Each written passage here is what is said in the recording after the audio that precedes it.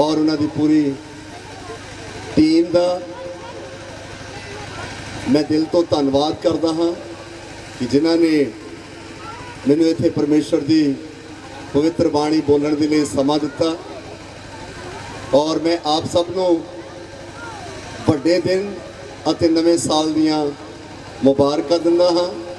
परमेश्वर आप सबनों बड़ी बरकत देवे और आने वाला 2022 तुहाडे सारियां दे लई वड्डियां बरकतां लेके आवे। और धन्यवाद करना चाहूँगा रंधावा मसंदा की पूरी पंचायत लई, धन्यवाद करदा उन्होंने प्यार के लिए वो अपना कीमती समा कढ़ के अज दे इस प्रोग्राम में शामिल होए।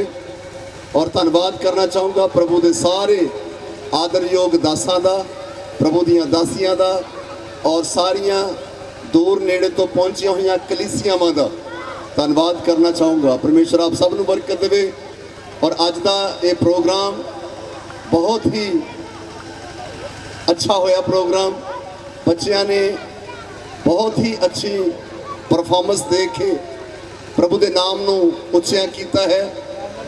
और सारी महिमा असी प्रभु के नाम नूं दिंदे आ।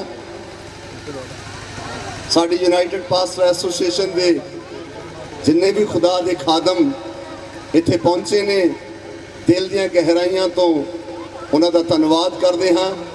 और जिन्ने भी वॉलंटियर्स काम कर रहे ने, मैं उन्होंने बेनती करना चाहूँगा कि जिहड़े लोग खड़े ने या आपसी गल्लां कर रहे ने, प्लीज़ उन्होंने बिठाण दी और चुप कराने की कोशिश करिए ताकि असी परमेश्वर के कलाम नूं आदर दे सकीए।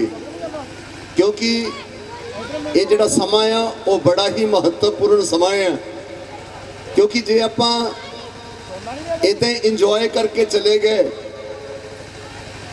तो फिर वो चीज़ जिहड़ी प्रभु सानू दसनी चाहता उस तो आप रह जावांगे। यानी असी प्रोग्राम नू इंजॉय किया है। हुण जिहड़ा कलाम आ वो परमेश्वर का वचन एक रोटी भी मानते हैं। जे तुसी कलाम तो बिना चले गए तो समझ लो असी भुखे चले गए। मैं चाहना है कि जिहड़ा इंतजाम प्रभु के दासां ने किया है उहदा तुसी पूरा पूरा आनंद माणो। और सब तो ज़्यादा असी परमेश्वर के वचन को आदर करना है क्योंकि वचन परमेश्वर है। हालेलुया। आदि में वचन था, वचन परमेश्वर के साथ था और वचन ही परमेश्वर है। हालेलुया। वो आदि में परमेश्वर के साथ था और वो वचन कोई होर नहीं, वो वचन यसु मसीह है। हालेलुया। हुण असी किसी इंसान दी गल्लां सुनन दे लई इत्थे इकट्ठे नहीं होए, असी प्रभु का पाक कलाम परमेश्वर की पवित्र बाणी नूं सुनन दे लई इस जगह के उत्ते हाज़र होए हैं। बाणी दसदी आ, धुर की बाणी आई जिन सगली चिंत मिटाई। यो बाणी आ जिहड़ियां सारियां चिंतावां नूं दूर करदी है। इसलिए जे अज मन ला के रब की बाणी नूं सुनोगे तो तुहाड़ियां तकलीफां तुहाडे शरीरां विचों निकल जाणगियां। जे तुसी प्रभु के वचन नूं आदर करोगे, प्यार दे नाल सुनोगे, रीझ नाल मन ला के सुनोगे तो बाइबल कहती आ, कहंदा जिहड़ा परमेश्वर की बाणी उत्ते चित लाउंदा है उहदा भला हुंदा है। ते अज खुदा दा कलाम जदों खोलिया जा रहा है, मैं विश्वास करदा अज दा कलाम सुनन वालियां दे लई एक बड़ी आशीष दा कारण होवेगा। जिहदी असी खबर दिंदे आ, जे आपां उहदे बारे जाणिया ही ना तो फिर आपां घरां विच जाके की दसांगे की सुन के आए हैं, की कहांगे कि असी उत्थे बहुत चंगा खाना खा के आए, बहुत अच्छा डांस देखे। मैं चाहना है कि तुसी अज सच्चाई नूं जानो। सच्चाई की है? कलाम च लिखिया, सच्चाई नूं जानोगे तो सच्चाई तुहानूं आज़ाद करेगी। हालेलुया। जिन्हां नूं समझ लगी हाथ चुक के बोलिए हालेलुया। सच्चाई नूं जानोगे तो सच्चाई तुहानूं आज़ाद करेगी। वो सच्चाई कलाम च लिखिया, यीशु ने क्या, राह, सच्चाई अते जीवन मैं हाँ, और कोई भी मेथों बिना पिता दे कोल जा नहीं सकता। वो सच्चाई कोई होर नहीं, ਉਹ ਸੱਚਾਈ ਪ੍ਰਭੂ ਯਿਸੂ ਮਸੀਹ ਹੈ। ਹਾਲੇਲੂਇਆ, ਜਿਨੇ ਸਾਨੂੰ ਆਜ਼ਾਦ ਕੀਤਾ। ਇਸ ਲਈ ਅੱਜ ਦੇ ਕਲਾਮ ਨੂੰ, ਅੱਜ ਦੀ ਬਾਣੀ ਨੂੰ ਜੇ ਤੁਸੀਂ ਸੁਣੋਗੇ ਤੇ ਤੁਹਾਡੇ ਭੁਲੇਖੇ ਵੀ ਅੱਜ ਨਿਕਲ ਜਾਣਗੇ, ਕਿਉਂਕਿ ਯਿਸੂ ਮਸੀਹ ਦੀ ਜਿੱਥੇ ਵੀ ਗੱਲ ਕੀਤੀ ਜਾਂਦੀ ਆ ਉੱਥੇ ਲੋਕਾਂ ਦੇ ਬੜੇ ਅਲੱਗ-ਅਲੱਗ ਵਿਚਾਰ ਹੁੰਦੇ ਨੇ। ਦੱਸਣਾ ਚਾਹੁੰਦਾ, ਯਿਸੂ ਮਸੀਹ ਦਾ ਜਨਮ ਇਜ਼ਰਾਈਲ ਦੇ ਅੰਦਰ ਇੱਕ ਛੋਟਾ ਜਿਹਾ ਨਗਰ ਸੀ ਜਿਹਦਾ ਨਾਮ, ਬੋਲੋ ਬਈ, ਜਿਹਦਾ ਨਾਮ ਬੈਤਲਹਮ ਸੀ। ਬੈਤਲਹਮ ਦੇ ਅੰਦਰ ਯਿਸੂ ਮਸੀਹ ਦਾ ਜਨਮ ਹੋਇਆ 2021 ਸਾਲ ਪਹਿਲਾਂ। 2021 ਦੇ ਵਿੱਚ ਉਹ ਸਰੀਰ ਦੇ ਵਿੱਚ ਆਇਆ, ਜਿਸਮ ਵਿੱਚ ਆਇਆ, ਪਰ ਜੇ ਕਲਾਮ ਨੂੰ ਪੜ੍ਹ ਕੇ ਦੇਖੋ ਤੇ ਉਹ ਸ਼ੁਰੂਆਤ ਵਿੱਚ ਹੀ ਸੀ। ਹਾਲੇਲੂਇਆ, ਜਿੰਨੀ ਦੇਰ ਤੱਕ ਸ੍ਰਿਸ਼ਟੀ ਦੀ ਰਚਨਾ ਨਹੀਂ ਹੋਈ ਸੀ, ਬਾਈਬਲ ਦੱਸਦੀ ਆ ਕਿ ਉਹ ਆਦਿ ਮੇਂ ਥਾ, ਉਹ ਸ਼ੁਰੂਆਤ ਵਿੱਚ ਸੀ। ਇਸ ਲਈ ਮੇਰੇ ਪਿਆਰਿਓ, ਯਿਸੂ ਮਸੀਹ ਦਾ ਜਨਮ ਬੈਤਲਹਮ ਸ਼ਹਿਰ ਦੇ ਅੰਦਰ ਹੋਇਆ। ਔਰ ਜਿਹੜਾ ਇਜ਼ਰਾਈਲ ਆ ਉਹ ਏਸ਼ੀਆ ਦੇ ਵਿੱਚ ਆਉਂਦਾ ਹੈ, ਉਹ ਅਮਰੀਕਾ ਇੰਗਲੈਂਡ ਵਿੱਚ ਨਹੀਂ ਆਉਂਦਾ। ਇਸ ਲਈ ਯਿਸੂ ਮਸੀਹ ਦੇ 12 ਚੇਲਿਆਂ ਵਿੱਚੋਂ ਜਿਹੜਾ ਇੱਕ ਚੇਲਾ ਜਿਹਨੂੰ ਥੋਮਸ ਕਹਿੰਦੇ ਆ, ਉਹ ਸਭ ਤੋਂ ਪਹਿਲਾਂ ਪਰਮੇਸ਼ਵਰ ਦਾ ਕਲਾਮ ਲੈ ਕੇ ਉਹ ਏਸ਼ੀਆ ਵਿੱਚ ਹੀ ਆਇਆ ਸੀ, ਕੇਰਲਾ ਦੇ ਵਿੱਚ ਆਇਆ, ਜਿਹਨੇ ਆ ਕੇ ਪ੍ਰਭੂ ਯਿਸੂ ਮਸੀਹ ਦਾ ਪ੍ਰਚਾਰ ਕੀਤਾ। ਹਾਲੇਲੂਇਆ। ਇਸ ਲਈ ਮੈਂ ਦੱਸਣਾ ਚਾਹੁੰਦਾ, ਪਹਿਲਾਂ ਪਰਮੇਸ਼ਵਰ ਦਾ ਕਲਾਮ ਜਿਹੜਾ ਸੀ ਉਹ ਅਮਰੀਕਾ ਵਿੱਚ ਨਹੀਂ ਗਿਆ ਜਾਂ ਇੰਗਲੈਂਡ ਵਿੱਚ ਨਹੀਂ ਗਿਆ। ਯਿਸੂ ਮਸੀਹ ਦਾ ਸਭ ਤੋਂ ਪਹਿਲਾ ਚੇਲਾ ਜਿਹੜਾ ਥੋਮਸ ਸੀਗਾ, ਉਹ ਪਰਮੇਸ਼ਵਰ ਦਾ ਵਚਨ ਲੈ ਕੇ ਇੰਡੀਆ ਵਿੱਚ ਆਇਆ। ਹਾਲੇਲੂਇਆ। ਔਰ ਜਦੋਂ ਇੰਡੀਆ ਦੇ ਲੋਕਾਂ ਨੂੰ ਪ੍ਰਚਾਰ ਕੀਤਾ ਗਿਆ, ਔਰ ਉਹਦੇ ਵਿੱਚੋਂ ਹੋ ਸਕਦਾ ਲੋਕਾਂ ਨੇ ਪਰਮੇਸ਼ਵਰ ਦੇ ਵਚਨ ਦੀ ਵੱਲ ਤਵੱਜੋ ਨਹੀਂ ਦਿੱਤੀ, ਪਰਮੇਸ਼ਵਰ ਦੇ ਵਚਨ ਨੂੰ ਧਿਆਨ ਦੇ ਨਾਲ ਨਹੀਂ ਸੁਣਿਆ, ਯਿਸੂ ਦੇ ਵਚਨ ਦਾ ਤਿਰਸਕਾਰ ਕੀਤਾ। ਜਦੋਂ ਉਹਨਾਂ ਨੇ ਤਿਰਸਕਾਰ ਕੀਤਾ, ਫਿਰ ਉਹ ਅਲੱਗ-ਅਲੱਗ ਦੇਸ਼ਾਂ ਦੇ ਵਿੱਚ ਜਾ ਕੇ ਪਰਮੇਸ਼ਵਰ ਦਾ ਵਚਨ ਸੁਣਾਉਣ ਲੱਗੇ। ਪਰ ਸ਼ੁਰੂਆਤ ਜਿਹੜੀ ਸੀ ਉਹ ਪਹਿਲਾਂ ਏਸ਼ੀਆ ਦੇ ਵਿੱਚ ਹੋਇਆ। ਪਹਿਲਾਂ ਪ੍ਰਭੂ ਦਾ ਚੇਲਾ ਜਿਹੜਾ ਸੀ ਉਹ ਏਸ਼ੀਆ ਵਿੱਚ ਪ੍ਰਭੂ ਦਾ ਕਲਾਮ ਲੈ ਕੇ ਆਇਆ। ਤਾਂ ਪਿਆਰਿਓ, ਇਸੇ ਤਰ੍ਹਾਂ ਪ੍ਰਭੂ ਦੇ ਕਲਾਮ ਦੀ ਸ਼ੁਰੂਆਤ ਹੋਈ, ਔਰ ਉਹ ਕਲਾਮ ਅੱਜ ਹੋ ਸਕਦਾ ਤੁਹਾਡੇ ਤੱਕ ਪਹੁੰਚ ਗਿਆ ਹੈ। ਹਾਲੇਲੂਇਆ। ਉਹ ਕਲਾਮ ਅੱਜ ਤੁਹਾਨੂੰ ਵੀ ਸੁਣਨ ਦਾ ਮੌਕਾ ਮਿਲ ਗਿਆ ਹੈ। ਤੇ ਮੈਂ ਦੱਸਣਾ ਚਾਹੁੰਦਾ, ਯਿਸੂ ਮਸੀਹ ਨੂੰ ਲੈ ਕੇ ਜਿੱਦਾਂ ਲੋਕਾਂ ਦੇ ਮਨਾਂ ਦੇ ਅੰਦਰ ਕਈ ਤਰ੍ਹਾਂ ਦੇ ਭੁਲੇਖੇ ਆ, ਮੈਂ ਅੱਜ ਦੱਸਣਾ ਚਾਹੁੰਦਾ ਯਿਸੂ ਮਸੀਹ ਇਸ ਧਰਤੀ ਦੇ ਉੱਤੇ ਕਿਉਂ ਆਏ। ਯਿਸੂ ਮਸੀਹ, ਅਸੀਂ ਪੜ੍ਹਦੇ ਹੁੰਦੇ ਸੀ ਸਕੂਲਾਂ ਦੇ ਵਿੱਚ, ਆਪਾਂ ਸਾਰੇ ਪੜ੍ਹਦੇ ਰਹੇ ਆ। ਸਕੂਲਾਂ ਦੇ ਵਿੱਚ ਇਹ ਸਿਖਾਇਆ ਜਾਂਦਾ ਸੀ ਕਿ ਜਦੋਂ ਵੀ ਪਾਪ ਸੰਸਾਰ ਵਿੱਚ ਵਧਿਆ ਤੇ ਪਾਪੀ ਦਾ ਨਾਸ਼ ਕਰਨ ਦੇ ਲਈ ਰੱਬ ਨੇ ਕਿਸੇ ਨਾ ਕਿਸੇ ਨੂੰ ਇਸ ਧਰਤੀ ਦੇ ਉੱਤੇ ਭੇਜਿਆ, ਜਿਹਨੇ ਆ ਕੇ ਪਾਪੀਆਂ ਦਾ ਨਾਸ਼ ਕੀਤਾ। ਪਰ ਮੈਂ ਤੁਹਾਨੂੰ ਅੱਜ ਇੱਕ ਖੁਸ਼ੀ ਦੀ ਖਬਰ ਇਹ ਦੇਣਾ ਚਾਹੁੰਦਾ ਹਾਂ। ਬਾਈਬਲ ਕਹਿੰਦੀ ਆ, ਪਹਿਲਾ ਤਮੋਥੀਅਸ ਉਹਦਾ 1 ਅਧਿਆਏ ਉਹਦੀ 15 ਐਤ, ਜੇ ਮੈਂ ਇੱਕ ਆਇਤ ਪੜ੍ਹਾਉਂਗਾ ਤੇ ਤੁਹਾਨੂੰ ਬਹੁਤ ਸਮਾਂ ਲੱਗੂਗਾ, ਪਰ ਮੈਂ ਤੁਹਾਨੂੰ ਇਦਾਂ ਹੀ ਦੱਸ ਦਿੰਦਾ। ਉਸ ਪਹਿਲਾ ਤਮੋਥੀਅਸ 1:15 ਵਿੱਚ ਲਿਖਿਆ, ਯਿਸੂ ਮਸੀਹ ਇਹ ਵਚਨ ਸੱਚ ਅਤੇ ਪੂਰੀ ਤਰ੍ਹਾਂ ਮੰਨਣ ਦੇ ਯੋਗ ਹੈ ਕਿ ਯਿਸੂ ਮਸੀਹ ਪਾਪੀਆਂ ਨੂੰ ਜਗਤ ਵਿੱਚ ਬਚਾਉਣ ਦੇ ਲਈ ਆਇਆ। ਯਿਸੂ ਪਾਪੀਆਂ ਨੂੰ ਨਾਸ਼ ਕਰਨ ਦੇ ਲਈ ਨਹੀਂ, ਬਲਕਿ ਪਾਪੀਆਂ ਨੂੰ ਬਚਾਉਣ ਦੇ ਲਈ ਜਗਤ ਵਿੱਚ ਆਇਆ। ਅਸੀਂ ਸਕੂਲਾਂ 'ਚ ਇਹੀ ਪੜ੍ਹਦੇ ਰਹੇ ਕਿ ਜਦੋਂ ਪਾਪ ਸੰਸਾਰ ਵਿੱਚ ਵਧਿਆ ਤੇ ਰੱਬ ਨੇ ਅਲੱਗ-ਅਲੱਗ ਲੋਕਾਂ ਨੂੰ ਇਸ ਧਰਤੀ ਦੇ ਉੱਤੇ ਭੇਜਿਆ ਔਰ ਉਹਨਾਂ ਨੇ ਪਾਪੀ ਨੂੰ ਨਾਸ਼ ਕੀਤਾ। ਪਰ ਮੈਂ ਤੁਹਾਨੂੰ ਇੱਕ ਗੱਲ ਕਹਿਣਾ ਚਾਹੁੰਦਾ, ਯਿਸੂ ਦੇ ਆਉਣ ਦੇ ਵਿੱਚ ਫਰਕ ਦੇਖੋ ਕੀ ਆ। ਉਹ ਕਹਿੰਦਾ ਮੈਂ ਪਾਪੀਆਂ ਨੂੰ ਨਾਸ਼ ਕਰਨ ਦੇ ਲਈ ਨਹੀਂ, ਬਲਕਿ ਪਾਪੀਆਂ ਨੂੰ ਬਚਾਉਣ ਦੇ ਲਈ ਜਗਤ ਵਿੱਚ ਆਇਆ ਹਾਂ। ਅਗਲੀ ਗੱਲ, ਯੋਹੰਨਾ ਦੀ ਅੰਜੀਲ, ਇੱਕ ਆਇਤ ਮੈਂ ਪੜ੍ਹਨਾ ਚਾਹੂੰਗਾ ਇਹਨੂੰ। ਯੋਹੰਨਾ ਦੀ ਅੰਜੀਲ ਉਸ ਦਾ 3 ਚੈਪਟਰ ਉਹਦੀ 17 ਆਇਤ।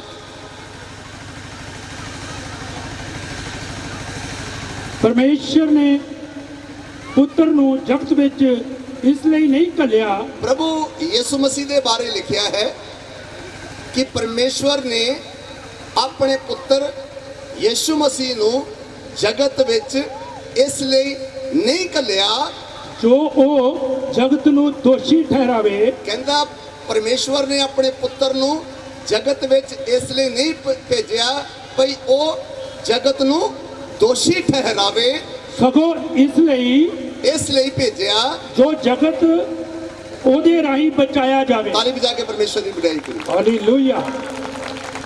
ਯਿਸੂ ਪਾਪੀਆਂ ਨੂੰ, ਯਿਸੂ ਜਗਤ ਨੂੰ ਬਚਾਉਣ ਦੇ ਲਈ ਇਸ ਸੰਸਾਰ ਦੇ ਉੱਤੇ ਆਇਆ। ਯਿਸੂ ਜਗਤ ਨੂੰ ਬਚਾਉਣ ਦੇ ਲਈ ਇਸ ਸੰਸਾਰ ਦੇ ਉੱਤੇ ਆਇਆ। ਜਗਤ ਜਿਹੜਾ ਆ ਉਹ ਕਿਸੇ ਇੱਕ ਜਾਤੀ ਨਾਲ ਨਹੀਂ ਬਣਦਾ। ਜਗਤ ਸਾਰੀਆਂ ਕੌਮਾਂ ਨੂੰ ਰਲ ਕੇ ਇੱਕ ਜਗਤ ਬਣਦਾ ਹੈ। ਇਸ ਲਈ ਪਰਮੇਸ਼ਵਰ ਨੇ ਆਪਣੇ ਪੁੱਤਰ ਨੂੰ ਇਸ ਲਈ ਭੇਜਿਆ ਕਿ ਉਹ ਜਗਤ ਉਹਦੇ ਰਾਹੀਂ ਬਚਾਇਆ ਜਾਵੇ। 3:16 ਵਿੱਚ ਲਿਖਿਆ, ਪਰਮੇਸ਼ਵਰ ਨੇ ਜਗਤ ਦੇ ਨਾਲ ਅਜਿਹਾ ਪਿਆਰ ਕੀਤਾ ਕਿ ਉਸਨੇ ਆਪਣਾ ਇਕਲੌਤਾ ਪੁੱਤਰ ਦੇ ਦਿੱਤਾ, ਤਾਂ ਜੋ ਹਰੇਕ ਜੋ ਉਸ ਉੱਤੇ ਵਿਸ਼ਵਾਸ ਕਰੇ ਨਾਸ਼ ਨਾ ਹੋਵੇ ਪਰੰਤੂ ਹਮੇਸ਼ਾ ਦਾ ਜੀਵਨ ਪਾਵੇ। ਹਾਲੇਲੂਇਆ। ਯਿਸੂ ਜੀਵਨ ਦੇਣ ਦੇ ਲਈ ਆਇਆ। ਮੈਂ ਸ਼ਾਰਟ ਵਿੱਚ ਦੱਸਣਾ ਚਾਹੁੰਦਾ, ਆਦਮ ਦੇ ਟਾਈਮ ਦੇ ਅੰਦਰ ਜੀਵਨ ਖਤਮ ਹੋ ਚੁੱਕਾ ਸੀ। ਆਦਮੀ ਖਤਮ ਹੋ ਚੁੱਕਾ ਸੀ। ਆਦਮੀ ਪਾਪ ਦੇ ਕਾਰਨ ਮਰ ਚੁੱਕਾ ਸੀ।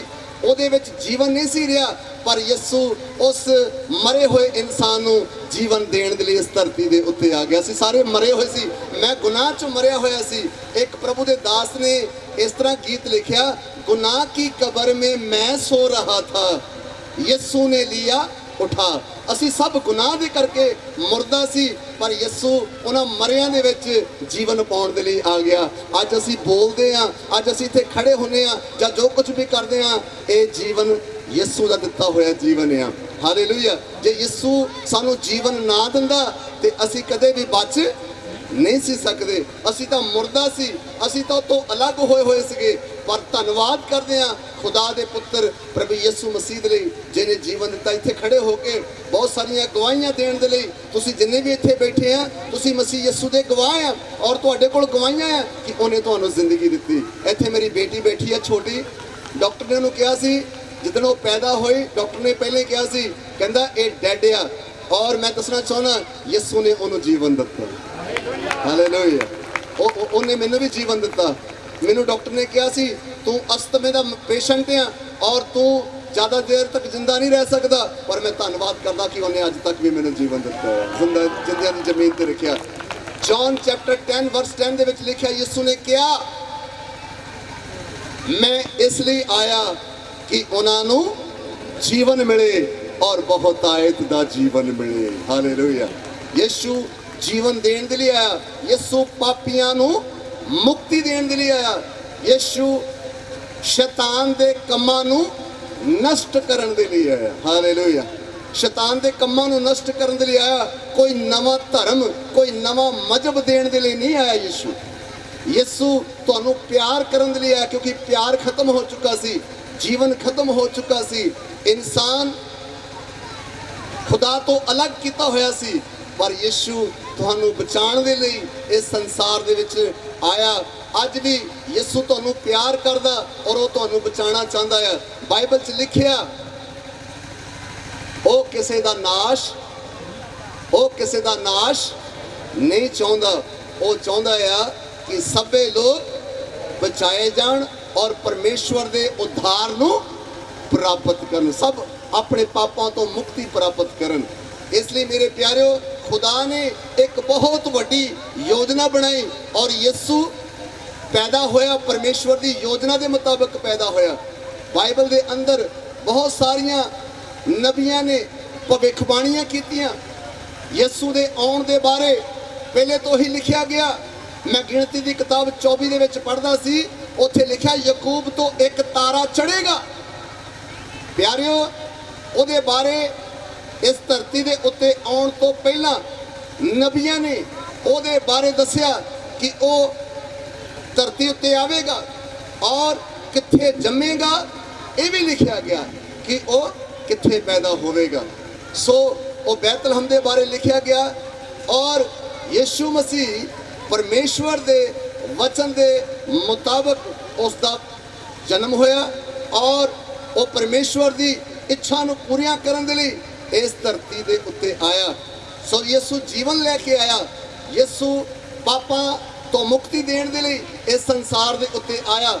ਲੂਕਾ ਦੀ ਅੰਜੀਲ ਉਹਦਾ 19 ਚੈਪਟਰ ਉਹਦੀ 10 ਅਧਿਆਇ ਵਿੱਚ ਲਿਖਿਆ, ਮਨੁੱਖ ਦਾ ਪੁੱਤਰ ਗਵਾਚੇ ਹੋਏ ਨੂੰ ਭਾਲਣ ਤੇ, ਬੋਲੋ, ਮਨੁੱਖ ਦਾ ਪੁੱਤਰ ਗਵਾਚੇ ਹੋਏ ਨੂੰ, ਆਪਾਂ ਸਾਰੇ ਗਵਾਚੇ ਹੋਏ ਸੀ। ਖੁਦਾ ਦੇ ਪੁੱਤਰ ਯਿਸੂ ਨੂੰ ਇਸ ਧਰਤੀ ਦੇ ਉੱਤੇ ਇਸ ਲਈ ਵੀ ਆਉਣਾ ਪਿਆ ਕਿਉਂਕਿ ਉਹਦੀ ਕੀਮਤੀ ਚੀਜ਼ ਜਿਹੜੀ ਸੀ ਉਹ ਇਸ ਸੰਸਾਰ ਦੇ ਵਿੱਚ ਗਵਾਚੀ ਹੋਈ ਸੀ। ਤੇ ਉਹਦੀ ਕੀਮਤੀ ਚੀਜ਼ ਕੀ ਸੀ? ਉਹਦਾ ਬਣਾਇਆ ਹੋਇਆ ਇਨਸਾਨ। ਹਾਲੇਲੂਇਆ। ਇਹ ਪਰਮੇਸ਼ਵਰ ਦੀ ਕੀਮਤੀ ਚੀਜ਼ ਸੀ। ਉਹ ਕਹਿੰਦਾ ਮੈਂ ਤਾਂ ਗਵਾਚੇ ਹੋਏ ਨੂੰ ਭਾਲਣ ਤੇ ਬਚਾਉਣ ਦੇ ਲਈ ਆਇਆ। ਆਪਾਂ ਉਸ ਖੁਦਾ ਨੂੰ, ਉਸ ਮੁਕਤੀਦਾਤਾ ਪਰਮੇਸ਼ਵਰ ਨੂੰ ਆਪਾਂ ਲੱਭ ਨਹੀਂ ਸੀ ਸਕਦੇ। ਅਸੀਂ ਤੇ ਗਵਾਚੇ ਹੋਏ ਸੀ, ਇਸ ਸੰਸਾਰ ਦੇ ਵਿੱਚ ਗਵਾਚੇ ਹੋਏ ਸੀਗੇ, ਪਰ ਇੱਕ ਦਿਨ ਉਹਨੇ ਸਾਨੂੰ ਲੱਭ ਲਿਆ। ਹਾਲੇਲੂਇਆ।